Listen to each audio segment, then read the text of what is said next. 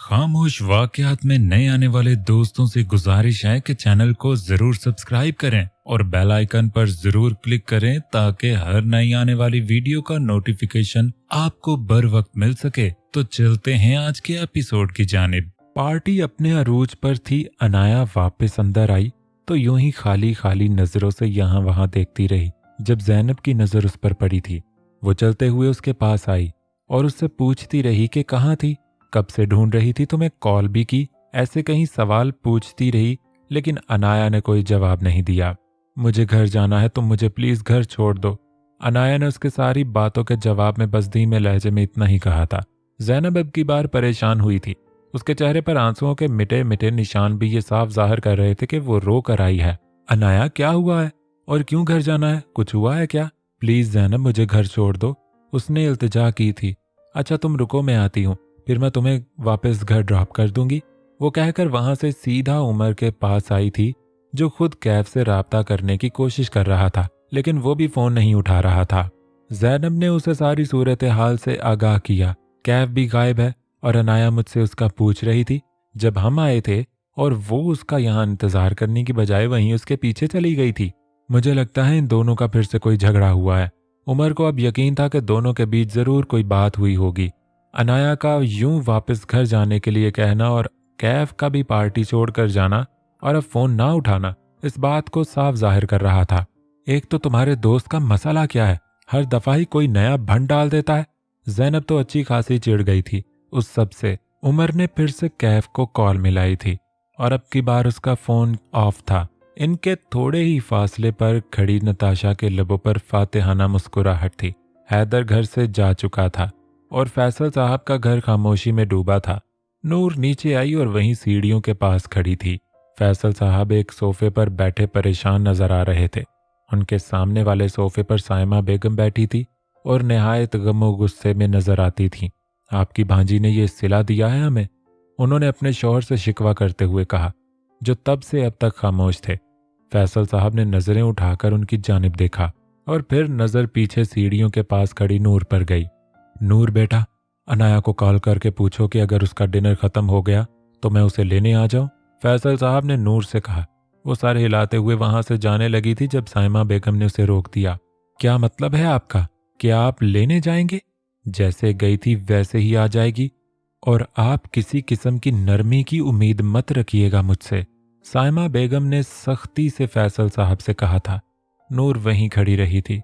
जब फैसल साहब ने उसे आंखों से जाने को कहा था तो वो जल्दी से सीढ़ियां बूर कर गई। अनाया जब वापस आएगी आप उससे कोई बात नहीं करेंगी, मैं खुद देख लूंगा सब, उन्होंने सामने बैठी अपनी जोजा को ताकीद की। कैसे ना बात करूं? हाँ, मेरा बेटा घर छोड़कर चला गया, उसका दिल टूटा है, हमारा मान टूटा है, और वो लड़की जिसको हमने अपने खानदान का हिस्सा बनाया, उसे जरा शर्म नहीं आई ऐसा करते हुए? साइमा बेगम तो भड़क उठी थी। आने दें, उसे पूछूंगी कि क्या कमी रह गई थी हमारी परवरिश में जो ये सब किया उसने, और आप बिल्कुल भी नहीं बोलेंगे बीच में, उन्होंने दो टोक कहा था। दूसरी तरफ जैनब अनाया को ड्रॉप करने जा रही थी जब नूर की कॉल पर नूर ने उसे सब बता दिया था। जैसे जैसे अनाया सुनती गई उसके चेहरे का रंग उड़ गया। फोन तो बंद हो चुका था लेकिन अनाया ऐसे ही साकित बनी बैठी रही जैसे उसने अपना सांस रोक लिया हो। जैनब ने उसे मुखातिब किया लेकिन अनाया के जवाब न देने पर जैनब ने एक तरफ गाड़ी रोक दी। उसकी हालत उसे तशवीशनाक लग रही थी। क्या हुआ है अनाया, क्या कह रही थी नूर? जैनब ने उसे कंधे से हिलाते हुए होश दिलाया था। जैनब, सब खत्म हो गया। अनाया ने चेहरा मोड़कर जैनब की जानिब देखा। क्या मतलब? मैं बर्बाद हो गई जैनब, घर में सबको मेरे निकाह का इल्म हो चुका है, मैं क्या करूंगी अब? अनाया ने अपना सर थाम लिया था।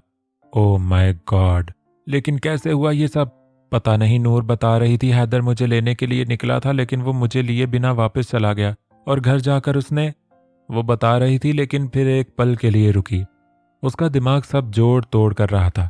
ओफ, मुझे लगता है हैदर ने हमारी बातें सुन ली हैं शायद। अनाया को यही लगा था। कौन सी बातें? और तुम बता क्यों नहीं रही मुझे कुछ? अभी कुछ नहीं बता सकती, तुम चलो, मुझे घर छोड़ दो। जैनब ने सर हिलाकर गाड़ी वापस स्टार्ट की। अनाया लॉन में खड़ी थी। उसके सामने ही लॉन्ज का दरवाजा था। वो होंक बनी अपने सामने खड़े घर को देख रही थी, जहां वो तब आई थी जब वो महज 2-3 साल की थी। यहाँ इतनी मोहब्बत, इतना प्यार मिला था। मामू ममानी ने कभी किसी चीज की कमी नहीं होने दी थी। बिल्कुल सगे माँ बाप बनकर उसे पाला था। नूर जैसी बहन और हैदर की सूरत में अच्छा दोस्त मिला था। ज़ैनब उसे छोड़कर जा चुकी थी, हालांकि वो उसे ऐसे छोड़ना नहीं चाहती थी और उसके साथ अंदर आना चाहती थी, लेकिन अनाया ने उसे ये कहकर भेज दिया था कि जो उसने किया है उसकी सज़ा तो उसने भुगतनी ही है। उसने एक गहरी सांस हवा के सुपुर्द की और अंदर जाने के लिए आगे बढ़ गई। जैसे ही उसने कदम अंदर रखा, उसकी नज़र सामने अपने मामू और ममानी पर गई, जो शायद किसी बात पर बहस कर रहे थे। साइमा बेगम की नज़र उस पर गई तो फौरन से उठकर उसके पास गई। फैसल साहब भी उनके पीछे गए थे। तुम्हें शर्म नहीं आई ऐसा करते हुए? हाँ, अरे कौन सी आग लगी थी तुम्हें? हमें कह देती, हम तुम्हारी शादी उस लड़के से करवा के उस घर से तुम्हें रुखसत कर देते। अनाया का दिल डूबा था। साइमा, कैसे बात कर रही हैं आप? फैसल साहब ने उनका बाजू पकड़कर सख्ती से कहा था।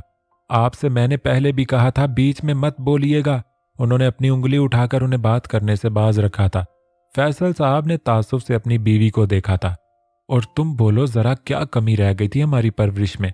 क्या इस घर में तुम्हारे साथ बुरा होता था? क्या तुम्हें अच्छा खाने को नहीं और अच्छा पहनने को नहीं देते थे? नहीं ममानी। अनाया की आंखें डुबडुबा गईं। नूर भी अपनी माँ का चिल्लाना सुनकर नीचे आ गई थी। तो बताओ क्यों किया ये? हमारे सरों पर खाक क्यों डाली? वो चीखी तो अनाया सहम गई। मेरा बेटा कितना खुश था, हम तुम्हें अपनी बहू बनाना चाहते थे और तुमने हमें ये सिला दिया। ममानी, मैं।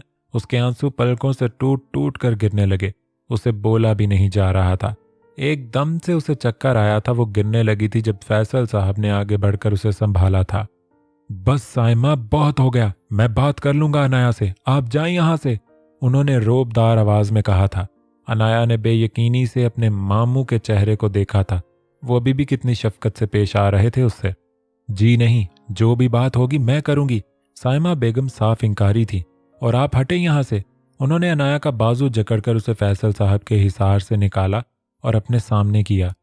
बताओ जरा, उस लड़के के साथ मुंह काला करते वक्त तुम्हें शर्म नहीं आई? और निकाह किया भी है कि ये सब भी झूठ कहा है अपना गुनाह छुपाने के लिए? अनाया की आंखें फटी थी। वो कैसा इल्जाम लगा रही थी? साइमा, फैसल साहब ने गुस्से से उनका नाम लेते हुए रोकना चाहा। ये आप क्या कह रही हैं ममानी? अनाया रोते हुए बोली। उसका दिल चाहा जमीन फटे और वो उसमें समा जाए। इसलिए तुम्हें इतनी आज़ादी दी थी कि एक दिन हमारे ही सर पर खाक मलो। न जाने यूनिवर्सिटी में जाकर क्या करती रही हो, हमें तो पता भी नहीं कुछ। वो मजीद अपना गुस्सा निकाल रही थी। मामू, मेरा यकीन करें, मैंने कुछ गलत नहीं किया। अनाया तेजी से पलटी थी और फैसल साहब के पास गई। इससे पहले फैसल साहब कुछ कहते, साइमा बेगम दोबारा से उसका बाजू पकड़कर उसे उनसे दूर कर चुकी थी। अच्छा, तुमने गलत नहीं किया तो क्या मेरा बेटा झूठ बोल रहा है? अनाया ने रोते हुए अपना सर नफी में हिलाया।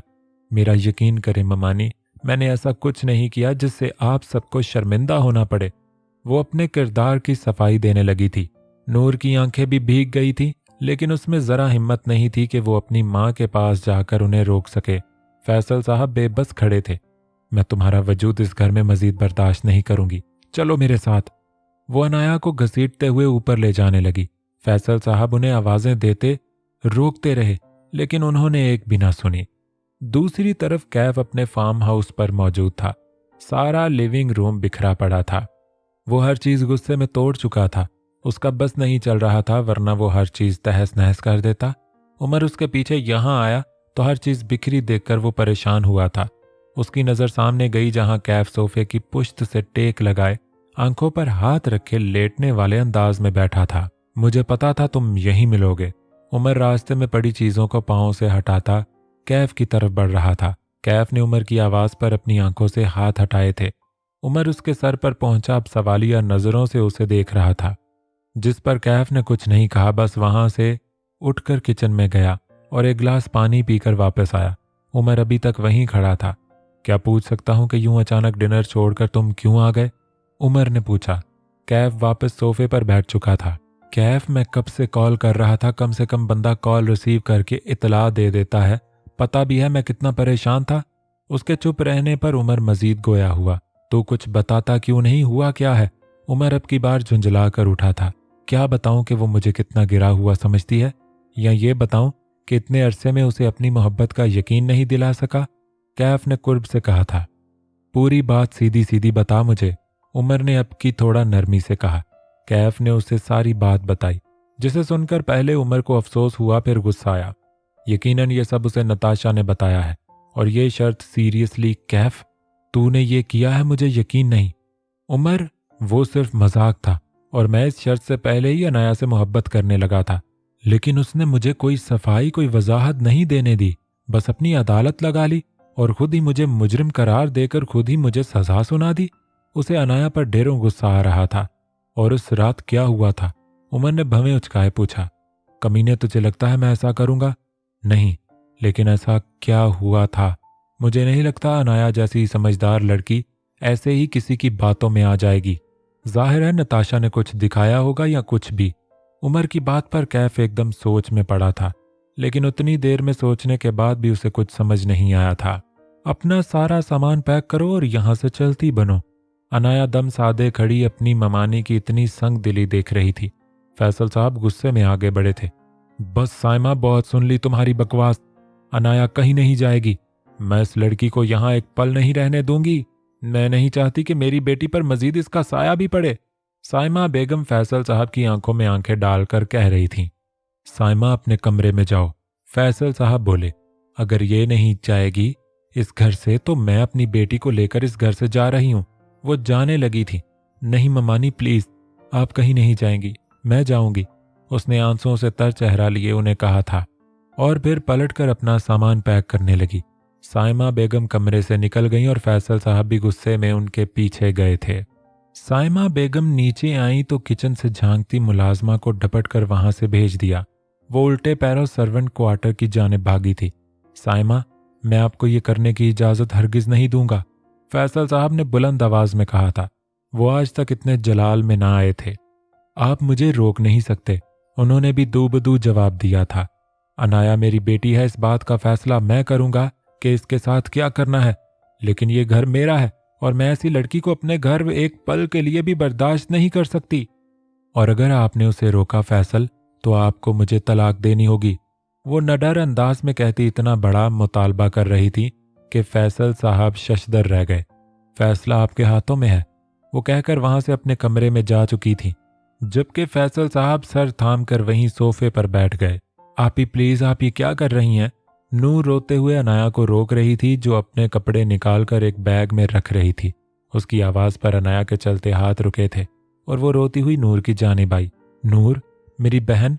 अनाया ने उसे अपने गले से लगाया और कितनी देर बेआवाज दोनों रोती रहीं। आप ही, मामा अभी गुस्से में हैं, वो ऐसा नहीं करेंगी। मैं भाई को अभी कॉल करके घर वापस आने का कहती हूँ, वो सब ठीक कर देंगे। अनाया को एकदम हैदर का ख्याल आया। काश वो उसे सब पहले बता चुकी होती। नहीं, तुम ऐसा कुछ नहीं करोगी नूर, मेरे अंदर हिम्मत नहीं इसका सामना करने की। लेकिन आप ये सब कैसे हो गया? भाई को किसने बताया ये सब? अगर उन्हें इल्म ना होता तो आज कभी भी ऐसा ना होता। मैं नहीं जानती वो कैसे जानता है। शायद जब मैं और कैफ बात कर रहे थे उसने सुन लिया हो। उसने हाथ की पुष्ट से अपने आंसू पोंछे थे। मुझे लगता है किसी ने उन्हें बताया है, क्योंकि वह जिस तरह मुझसे पूछ रहे थे उससे तो ये ही लगता है। आप खुद सोचें उन्हें कैसे पता चला कि मैं आपके निकाह के बारे में जानती हूँ। नूर की बात पर अनाया चौंकी थी। तो क्या कैफ ने ये सब? यकीनन उसी ने बताया है। मैं जानती हूँ किसने बताया है। अनाया के लबों पर तल्ख मुस्कुराहट आन ठहरी। उसने एक बार फिर उसकी जात पर कारी वार किया था। अनाया वापस पलटी थी और जल्दी से बैग की जिप बंद करती बैग उठाए नीचे जाने लगी। नूर भी उसके पीछे ही गई। वो नीचे आई तो ममानी ने 16 बार नजरों से उसे देखा। नूर भागती हुई सोफे पर बैठे अपने बाप के पास आई और घुटनों के बल बैठ गई। बाबा प्लीज मामा को रोके, वो आप ही को कैसे जाने दे सकती हैं? नूर ने अपने बाबा के घुटने पर हाथ धरे उन्हें कहा, लेकिन वो लाइल्म थी कि उसकी माँ उसके बाप की जुबान पहले ही बंद कर चुकी है। वो खामोश रहे। साइमा बेगम ने नूर को ये सब करते देखा तो बल खाती उसके सर पर पहुंची। नूर, क्या बदतमीजी है ये? नूर झटके से उठी थी। मामा प्लीज ये नहीं करें, आप ही ने कुछ गलत नहीं किया। क्या कहा? कुछ गलत नहीं किया। तुम जानती ही क्या हो, बल्कि हम सब क्या जानते हैं। न जाने यूनिवर्सिटी के बहाने कहाँ कहाँ जाती रही है और किस किस के साथ कैसे ताल्लुकात रहे हैं इसके। वो बिफर कर बोली थी। पीछे बैग थामे अनाया ने तड़प कर अपनी आंखें मींची थी। गालों पर गर्म सियाल रवां था। अपने किरदार पर लगे ऐसे इल्जाम उसका दिल छलनी कर गए थे। अब वो वहां एक पल नहीं रुक सकती थी। उसने अपने कदम लाउंज के दाखिली दरवाजे की तरफ बढ़ा दिए। मामा, ये आप कैसी बातें कर रही हैं? आप ही ऐसी नहीं है। नूर एकदम गुस्से में चिल्लाई थी।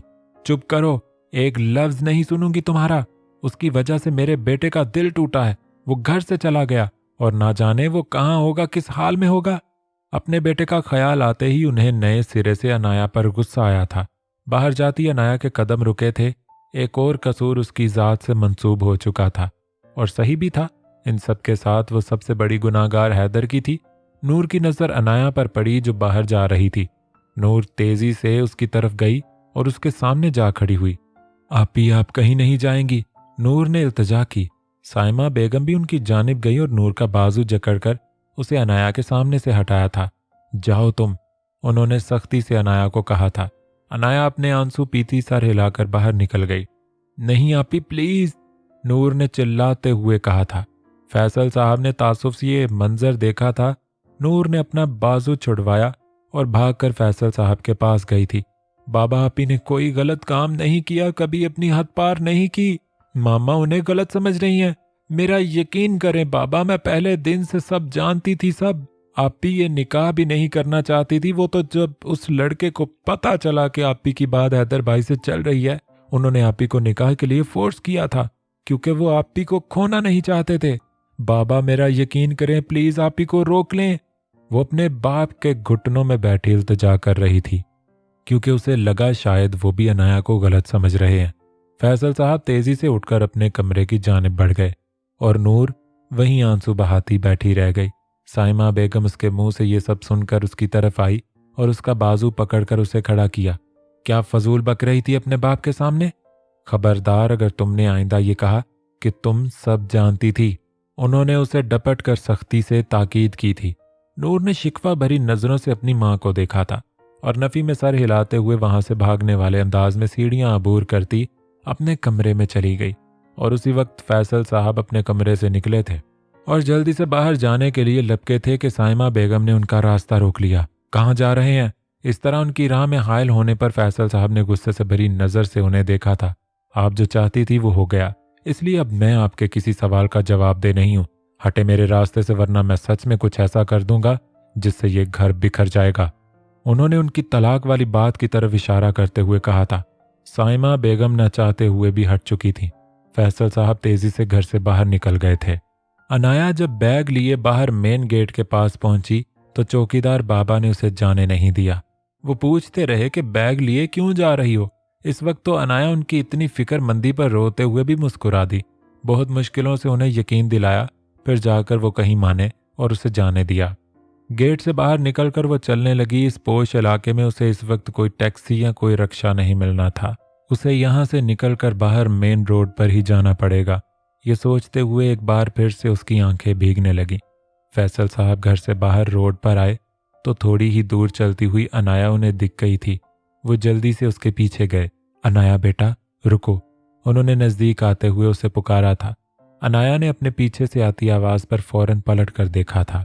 फैसल साहब को देखकर अनाया ने बैग वहीं फेंका और जल्दी से उनकी जानिब बढ़ गई। मामू, अनाया रोते हुए उनके सीने से जा लगी थी। फैसल साहब की आंखें भी नम हो गईं। मामू मुझे माफ कर दे, मैंने आपको बहुत हर्ट किया है। ममानी ने बिल्कुल ठीक किया है मामू, मैं इसी लायक हूँ। लेकिन मामू मेरा यकीन करें, मैंने ऐसा कोई काम नहीं किया जिससे आपको शर्मिंदा होना पड़े। वो अपने आंखों से मुतवातर बहते आंसुओं समेत उन्हें यकीन दिला रही थी। मैं जानता हूँ मेरी बेटी, लेकिन अभी मैं बहुत मजबूर हूँ और आपके लिए कुछ नहीं कर सकता। हो सके तो अपने मामू को माफ कर देना। नहीं मामू प्लीज, आप क्यों ऐसा कह रहे हैं? सारी गलती मेरी है। प्लीज ऐसा नहीं करें, वरना मैं खुद से नजरें मिलाने के काबिल नहीं रहूंगी। फैसल साहब ने अपनी कमीज की जेब से एक कागज निकाला था जो वो यहाँ आने से पहले अपने बेडरूम से लिख कर लाए थे और अनाया के हाथों में थमाया था। अभी रात बहुत है, यहाँ से तुम अपनी दोस्त जैनब के घर चली जाओ और ये तुम्हारी अम्मी की दोस्त के घर का एड्रेस है। तुम यहाँ से कल सुबह इस पते पर चली जाना, मैं 2 दिन में खुद तुम्हारे पास आऊँगा। उन्होंने सारी सोची तदबीर उसे बताई थी। अनाया ने रोते हुए सर इस बात में हिलाया। मेरे बेटे, मैंने जैसा कहा है वैसा ही करना है।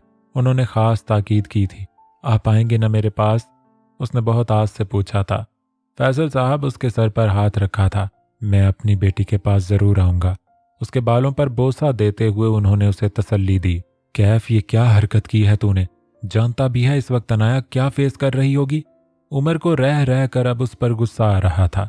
कैफ ने उसे अपनी और हैदर की तकरार के बारे में बताया और साथ ये भी कि वो उसे अनाया और अपने निकाह का भी बता चुका है, जिसे सुनकर उमर का दिल कर रहा था इस जज्बाती इंसान का सर ही फाड़ दे। कभी जो ये अपने दिमाग से कुछ कर ले। हाँ तो क्या करता? एक तरफ वो मुझसे तलाक का मुतालबा कर रही थी और दूसरी जानब वो उससे शादी की बात कर रहा था, तो क्या मतलब हुआ इसका? कैफ को इससे सब ये ही लग रहा था जैसे अनाया उसे छोड़कर हैदर से शादी कर रही है, और ये सोच आते ही कैफ की दिमाग की रगें तन जाती थी। ओफो कैफ, ये तूने क्या कर दिया है? मुझे अनाया के लिए बहुत बुरा लग रहा है। तूने ठीक नहीं किया। उमर को वाकई में अफसोस हो रहा था। तुझे लगता है मैंने गलत किया है?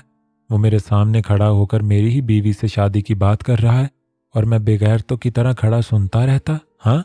कैफ अब की बार गुस्से में चिल्लाया था। और वो जो मुझसे तलाक मांग रही थी, उसका क्या? मुझे हमेशा से पता था वो हम दोनों में से मुझे कभी नहीं चुनेगी, इसीलिए मैंने ये निकाह किया था। वो मजीद बोला, तुझे लगता है अनाया को तुझसे मोहब्बत नहीं है?